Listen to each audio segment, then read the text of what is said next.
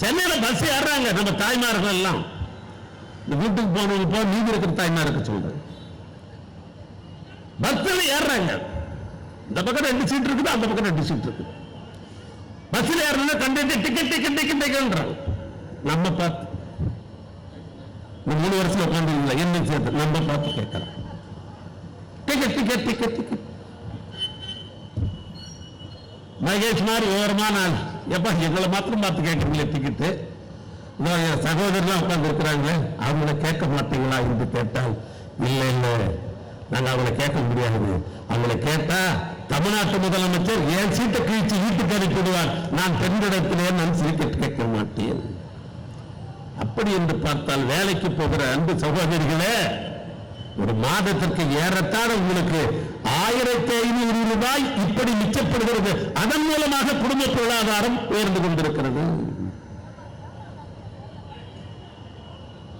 அதோடு மட்டுமல்ல, யாராவது ஒரு பெண்கள் இருக்கிறாங்கன்னு சொல்லி வச்சுங்க, ஏம்மா சாதிக் உங்க வீட்டுல என்ன பண்றாங்க?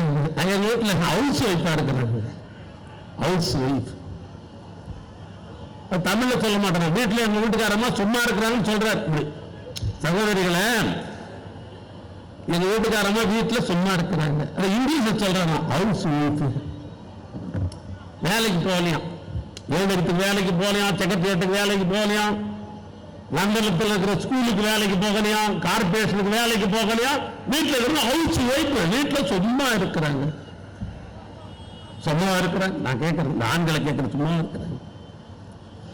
காலையில் எழுந்ததிலிருந்து 5:30 மணிக்கு எழுந்துட்டு 6 மணிக்கு தண்ணி தெளிச்சுட்டு ஒரு கோலத்தை போட்டுட்டு வீட்டுக்குள்ள நுழைஞ்சி, அதற்கு பின்னால் அங்க இருக்கிற ராத்திரிக்கு சாப்பிட்ட தட்டு முட்டைகள் எல்லாம் கழுவி வச்சுட்டு, பாட்டு கழுவி வச்சுட்டு, காலையில வேலைக்கு போறவனுக்கு வேண்டிய டிஃபனை செஞ்சுட்டு, அதற்கு பின்னால மத்தியான சாப்பாடு ஏற்பாடு பண்ணிட்டு, இத்தனை வேலைகளை செய்வதோடு மட்டுமல்ல, வீட்டில் இருக்கிற அத்தனை வேலையும் பார்த்துட்டு, உங்க அப்பா அம்மா வயதானவர்களாக இருந்தால் அவளுக்கும் பணிவிடை செய்துவிட்டு, அதற்கு மேல் சாயங்காலம் குழந்தை பள்ளிக்கூடத்துக்கு போய் வந்த உடனே அவனுக்கு வேண்டிய உணவை தயார் செய்துட்டு, டீ காஃபி போட்டு கொடுத்துட்டு, ராத்திரி தனக்கு வேண்டிய தன் குடும்பத்துக்கு வேண்டிய உணவுகள் எல்லாம் தயார் செய்துவிட்டு, வேலைக்கு போன மனுஷனுக்கு அவருக்கும் சோத்த போட்டு 10 மணிக்கு படுக்க வச்சுட்டு 10:30 மணிக்கு படுக்கைக்கு போறவர்கள் தான் அன்பு சகோதரர்கள் காலையிலிருந்து காலை வரை உழைத்துக் கொண்டிருக்கிறார்கள்.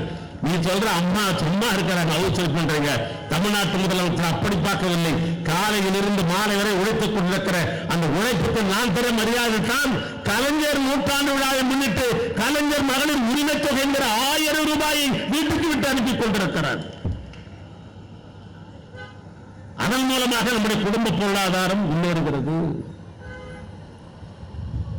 பொதுவா பாருங்க, 10 வயசானா 10வது படிச்சா போதும் பெண்கள். ஏன்னா கல்வி மந்திரி வந்திருக்கிறது, கல்வி மந்திரி 10வது படிச்சா போதும். போற இடத்துல எவ்வளவு பொறிக்கிறவங்க கையை பிடித்து கொடுத்தா புழைக்கிறதுக்கு சமையல் வேலை பாருங்க, போமா சமையல் வேலை பாரு. 10வது டிஸ்கவுண்ட். கொஞ்சம் அந்த பொண்ணு அடகடை பிடிச்சி இல்லாம நம்ம படிச்சுதான் +2 வரைக்கும் விடுறது. +1 முடிச்சு உடனே, ஏன்னா கல்வி மந்திரிக்கு ரேட்டிங் தெரியும் இருக்கு. 10வது டிஸ்கவுண்ட் ஆகிற பொண்ணுங்க எத்தனை, 12வது படிப்பை முடிச்சுக்கிற பொண்ணு எத்தனை, கல்லூரிக்கே போகாத பத்தி அவருக்கு கணக்கு இருக்குது. அப்படி பார்க்கிற போது தமிழ்நாட்டு முதலமைச்சர் நினைக்கிறார், அது என்னடா ஆண்கள் மட்டும் படிக்கிறீங்க, என்னன்னா மோசமான வார்த்தை அந்த காலத்தை சொல்லிட்டு போயிடறான் பாருங்க. ஆசைக்கு ஆனா, ஆசைக்கு பொண்ணு, ஆசைக்கு ஆனா இருக்கிற சொத்து பூரா ஆணுக்கான், ஆசைக்கு மாத்திரம் பெண்ணா. ஆனா அந்த பெண்கள் படிக்க கூடாது என்ற சமுதாயத்தை படிக்க வேண்டும் என்று சொன்ன ஒரு திராவிட இயக்கம் அதுல இன்றைக்கு புதுமை பெண்கிற ஒரு திட்டத்தை உருவாக்கி பெண்களை பட்டதாரி ஆக்க என்பதற்காக மாதா மாதம் அவங்க அக்கௌண்ட்டுக்கு 1000 ரூபாய் பொருளாதாரம் முழுதாக குடும்பம். நான் இப்படி சொல்லிக்கொண்டே போகலாம். இப்படிப்பட்ட குடும்ப பொருளாதாரத்தை நமக்கு இன்றைக்கு உருவாக்கி கொண்டிருக்கிற ஒரு முதலமைச்சர் தமிழ்நாட்டு முதலமைச்சர். அதனால் தான் சொல்றேன், மக்கள் விழாவாக நாம் எடுத்துக்கொண்டிருக்கிறோம். இப்ப மக்கள் விழாவாக நாம் எடுத்துக்கொண்டிருக்கிறோம்.